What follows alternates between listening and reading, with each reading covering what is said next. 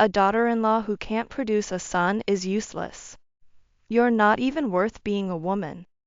My husband and in-laws said, forcing me to agree to a divorce.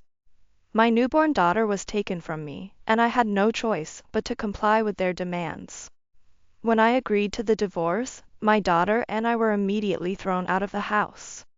Years later, my ex-husband appeared before me, who had barely survived. What? You're still alive?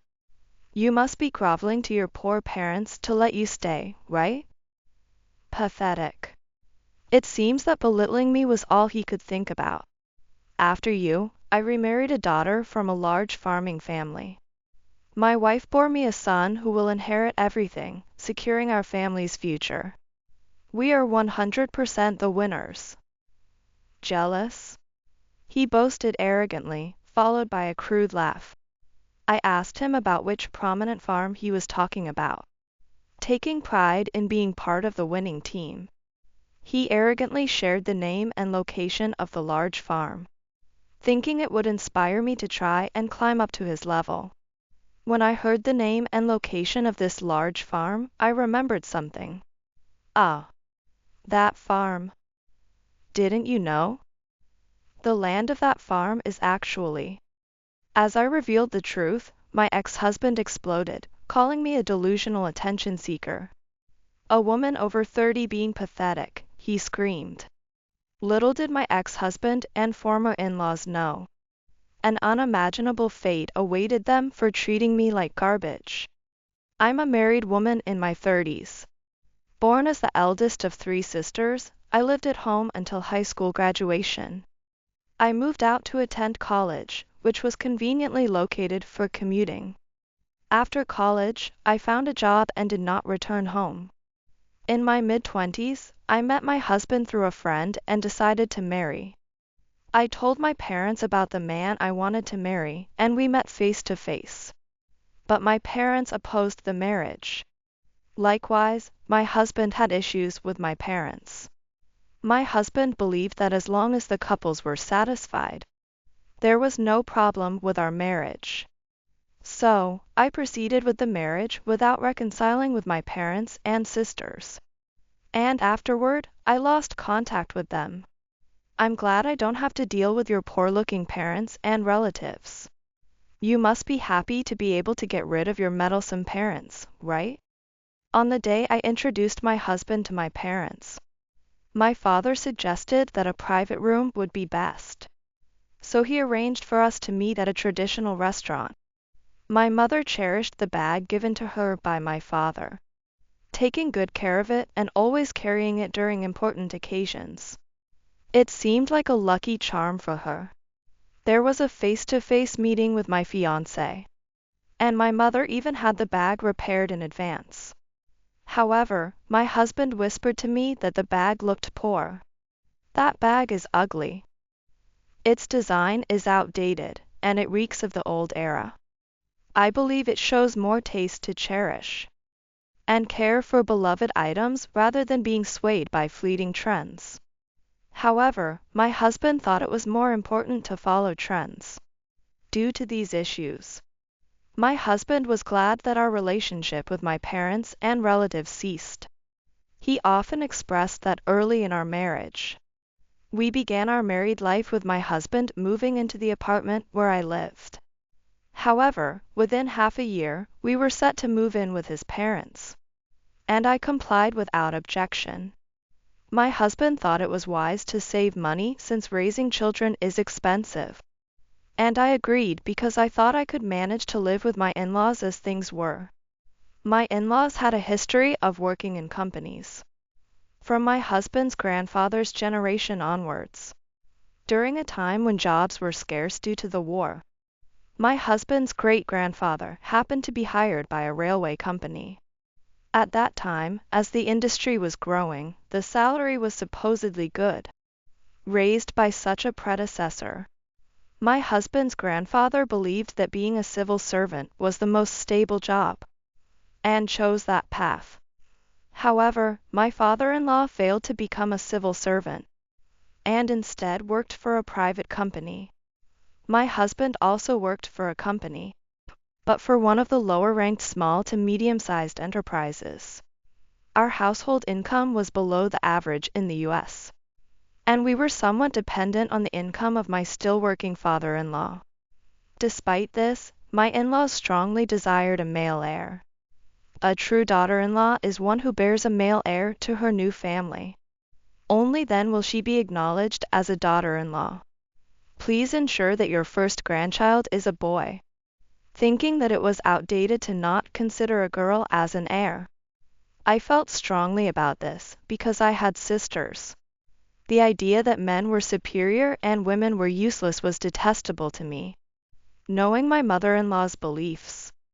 Still, during the first year of marriage, we managed to get by without taking things too seriously.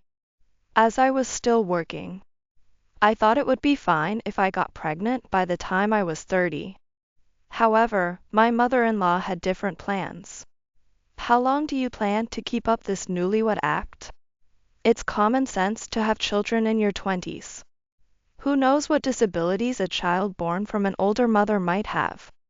Because I didn't quit my job, my husband started to feel pressured to perform seriously. And my mother-in-law submitted my resignation before I knew it. Of course, I was shocked when my boss told me that my mother-in-law had come to submit my resignation letter. But my boss simply agreed, believing that for a woman, marrying and raising children was the ultimate happiness and duty. Women who focus solely on work without marrying lack charm. My boss often made such problematic statements. If I had continued to work under such a boss, he might have made sarcastic remarks like, when I was going to have children or to take maternity leave early, and how fortunate it was for women to be able to have a temporary job. Indeed, someone had already resigned due to such comments from my boss. I was honestly troubled, but to avoid conflict with my mother-in-law, I resigned from the company.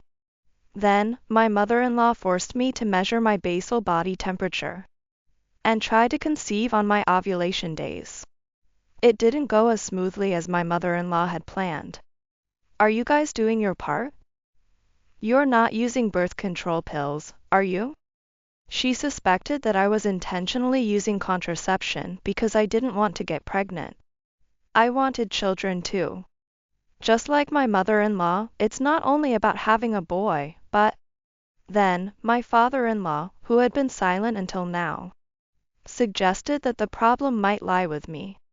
He had heard that the cause of not getting pregnant often falls on the woman, and urged me to get tested immediately.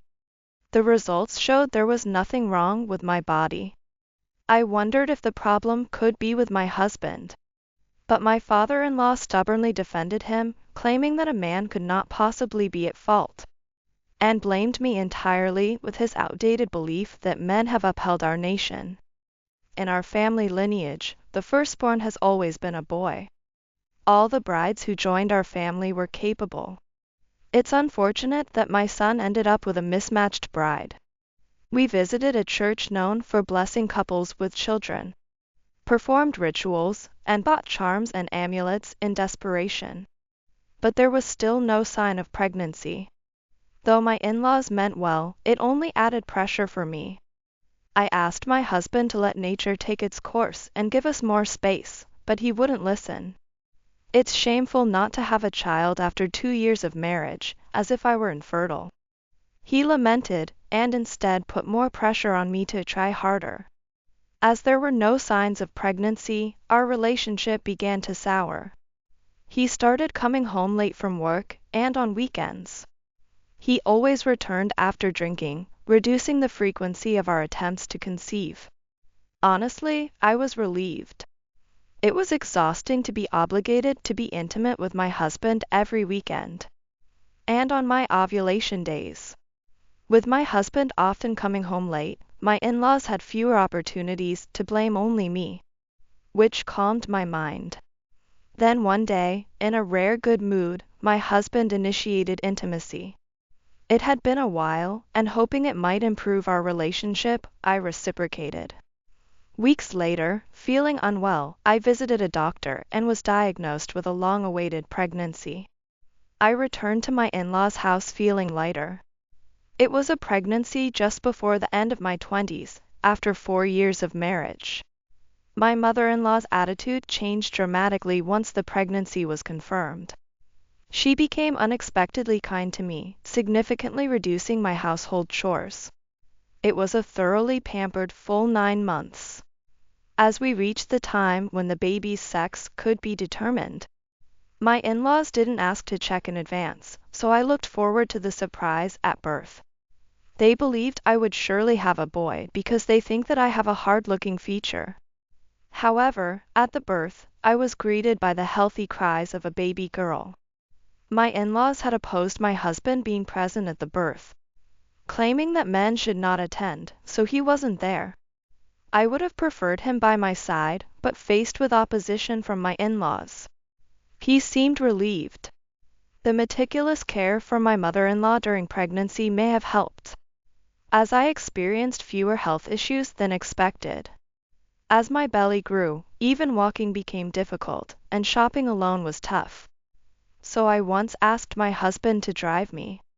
However, he only drove and did not help carry or load the shopping bags into the car, acting as if his role ended after conception. I sensed that raising our child would involve significant struggles over a long period. That's how things stood, with my husband and in-laws anxiously waiting outside the delivery room. Not only was my delivery delayed, but it was also difficult and lonely. At times, I feared I might not hear my child's cries. So, when I did hear her healthy cries, I no longer cared about the sex. Thank you for being born healthy. That was all that mattered. Yet, when the nurse informed my exhausted in-laws, "She's born, a healthy baby girl," by my bedside, they lashed out. I didn't wish for a granddaughter.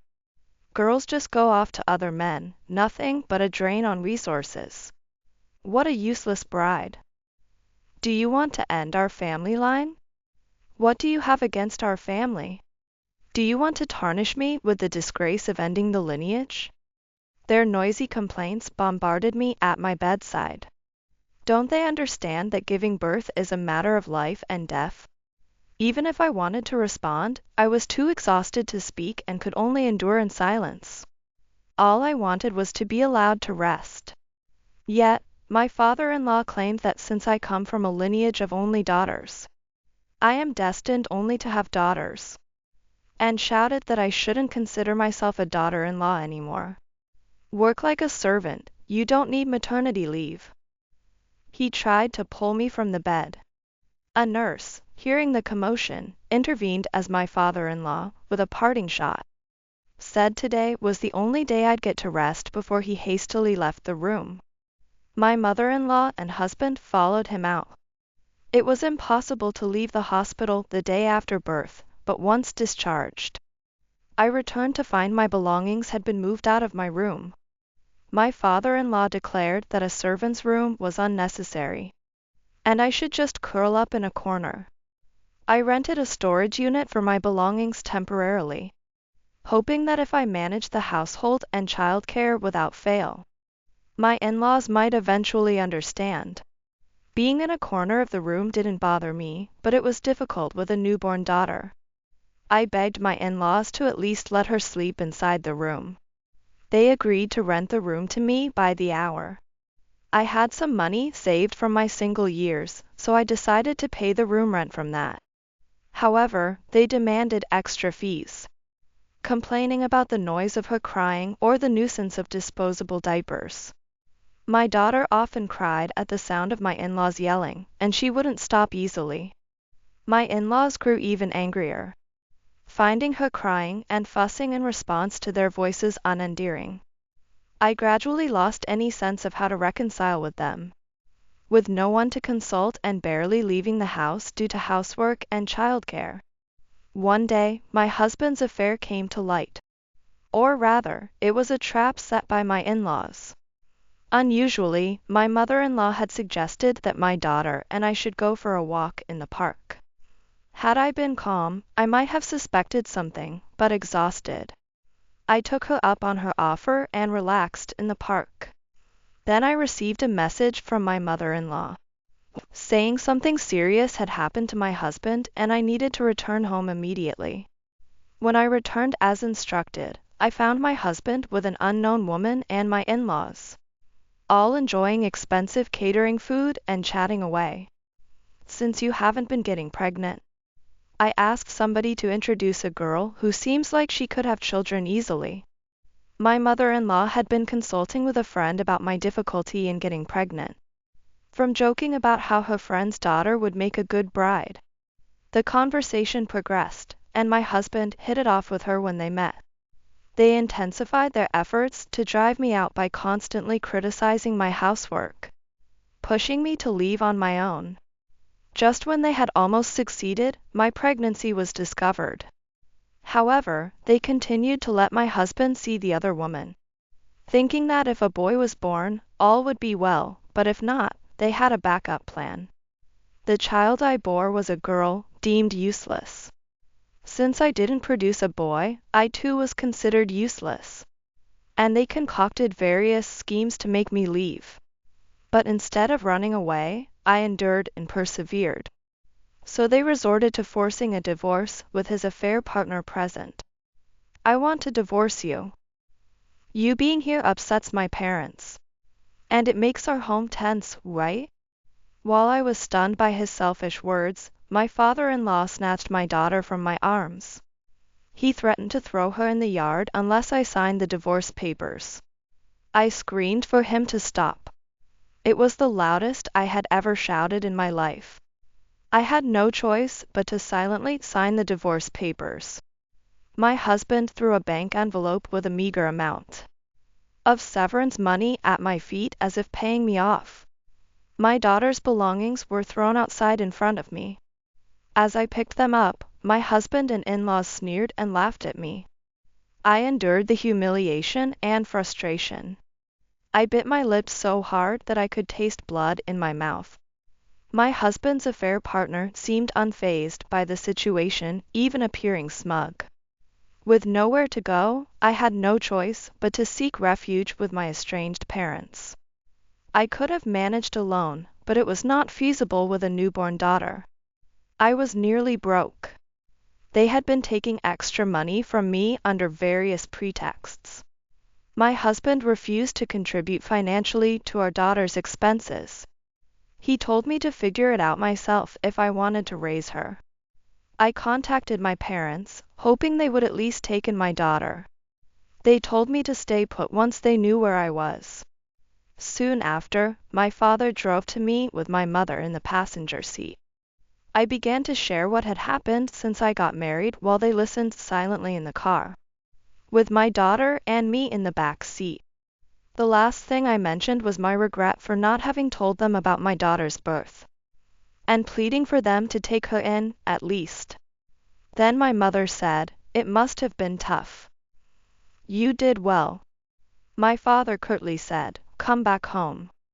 When we returned home, my sisters were still there, and my old room was just as I had left it when I moved out after high school. My father told me I could use that room as I wished. From the well-maintained floors and shelves to the fluffy bedding smelling faintly of the sun, I could deeply feel my parents' love. My mother had kept everything ready for the past 12 years, ensuring I wouldn't be inconvenienced should I return. My usually reticent father showed his deep caring without many words. Reflecting back, my father had never opposed anything I decided, except he had clearly said, "That man is not right for you," about my marriage. I asked why he had opposed it. I thought maybe he had conducted a background check on my husband without my knowledge. But that wasn't it. My mother said she didn't like to speak ill of others, but if she had to say, it was because he only looked at the surface. I remembered how my ex-husband had fixated on my mother's bag during our first meeting. He judged that carrying a nice bag meant being wealthy, while using an old one meant being poor. I regretted not listening to my parents' reasons for opposing the marriage and cutting ties to marry him. I apologized for acting selfishly and causing trouble. 3 years have passed since I divorced and returned home. Even though my parents welcomed me back, I knew I couldn't rely on them forever as a mother. These 3 years have been the most intense and lived-in years of my life. Then, one day, I encountered my ex-husband at a local agricultural cooperative. He looked much different than I remembered. His skin was sunburnt, and his hands were rough and unkempt. My ex-husband used to value wearing nice things as a status symbol, and was always meticulous about his appearance, regardless of his character. Seeing him in ragged and dirty work clothes was quite shocking. My ex-husband explained he was helping out at the farm of his affair partner's family, as instructed by his mother. My current wife's family owns a large farm. She gave birth to a son as her first child, securing a successor, so our family's future is secure. I thought he was just bragging, but he continued to disparage me. You returned to your poor parents, right? Must be hard living with a divorced 30-year-old woman and 2 spinster sisters. He asked if I had to grovel to my poor parents and how that felt, among other rude remarks. It's fine to speak ill of me. It's not worth getting upset over such vile comments. However, I couldn't forgive him for speaking ill of my parents and sisters, who had reached out to help me in my time of need. I remembered something about the farm he mentioned. I asked my ex-husband, "Which farm is it?" He said it was the largest one in the area. In fact, my parents had been leasing land to others for profit for generations. Going back in my father's family tree, it appears a very important person once ruled this area. Yet, he lived humbly, without luxury, aligning himself with the villagers. This principle of modesty has been passed down through generations in my father's family. That's why our home is just an ordinary 2-story house found anywhere. Since returning home, I've been helping with my father's business while raising my daughter. I learned that the parents of my ex-husband's affair partner were involved in my father's business. I informed my ex-husband that his affair partner's parents were actually renting land from my parents. He angrily accused me of lying. He remarked on my mother's old-fashioned bag and outdated clothes from the greeting, suggesting a poor person who had nothing else to wear. She can't even afford a new outfit for her daughter's big day. What a bottom-tier poor family, he yelled, panicking. I didn't have time to make up lies to find my ex-husband, who may or may not have been at the agricultural cooperative. I explained that I was there because my family manages rental properties. Our family owns not just farmland but also apartments and buildings. The tenants include a branch of a company well known enough that people would recognize the name if mentioned. Anyone who has lived in this area for generations knows we are like real estate kings. Originally, my middle sister was set to take over the family home when my marriage progressed. But during the 4 years I was married, she found her own dreams. That's when I returned. Having always been interested in my father's work, I decided to take over for him. My middle sister, chasing her dreams, is now working hard, having moved out. While I explained this, my ex-husband kept denying everything, saying I was making it up, that I must be delusional. If you're going to go that far, how about this? I remarried a childhood friend. When I showed him my wedding ring, my ex-husband's face contorted. I don't mean to brag, but my current husband loves my stepdaughter as his own. The popularity of an apartment building on land my father let me manage as a trial skyrocketed after my husband and I added our ideas. It was a previously outdated building with many vacancies, but now it's popular with young couples and considered great for raising children. My ex-husband exclaimed he hadn't heard such a story and lunged at me. You tricked me. Acting all poor. No, you're the one who assumed I was poor. Let go. I tried to push him away, but he didn't give up and grabbed harder. He then pulled my hair, so someone noticed the commotion and went to call security. A few men tried to help me, but my ex-husband resisted by biting them. A burly security guard appeared, which slightly intimidated my ex-husband. Seizing the moment, he was swiftly subdued and dragged out. Later, I received a call from my ex-husband. Thinking it was an apology for his earlier rudeness, I answered the phone. But he was actually begging for money.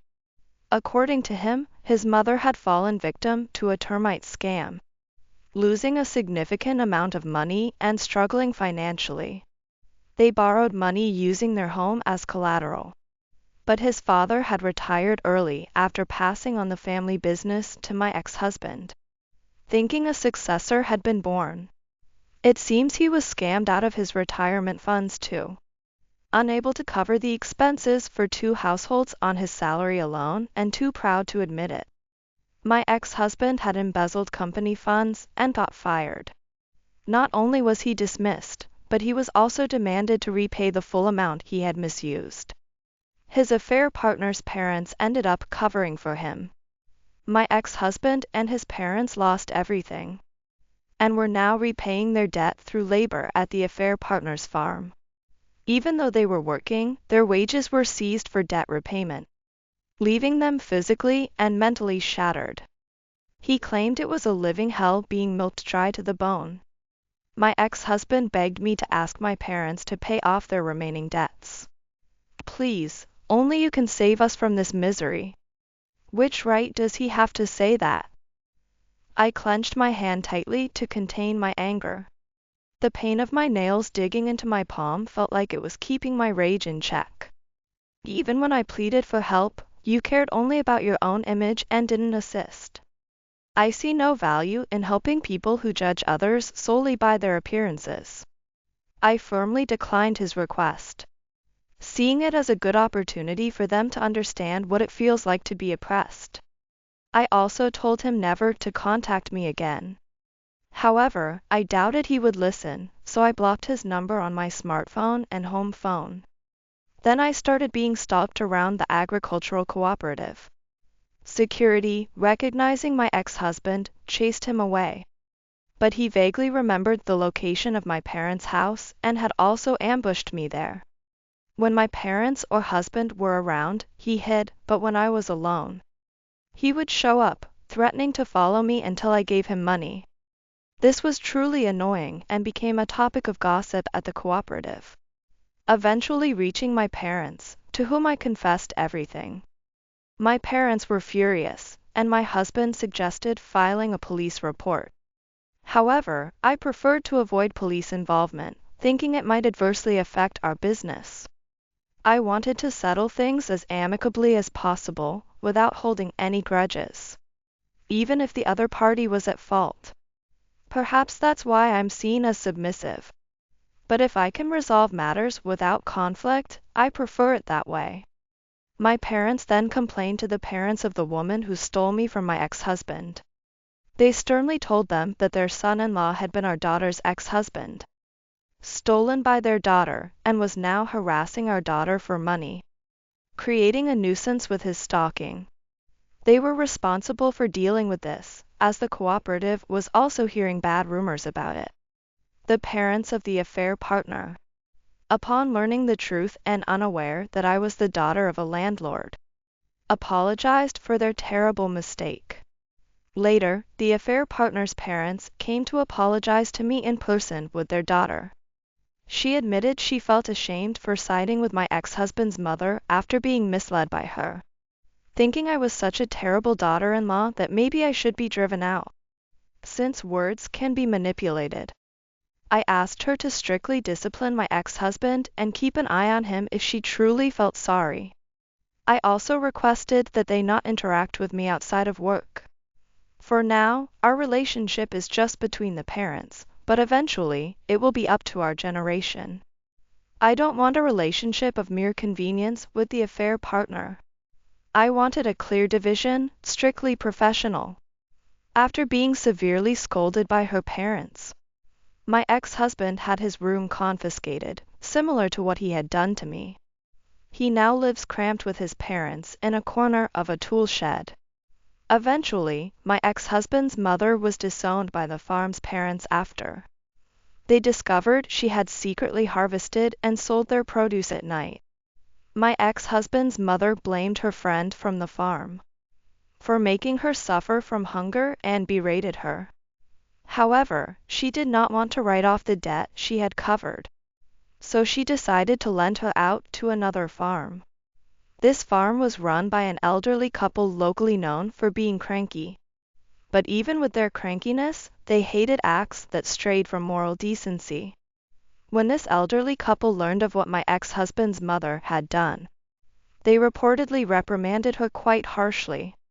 Thanks to that, I heard she has become as thin as a skeleton. At the cooperative, I often hear various rumors.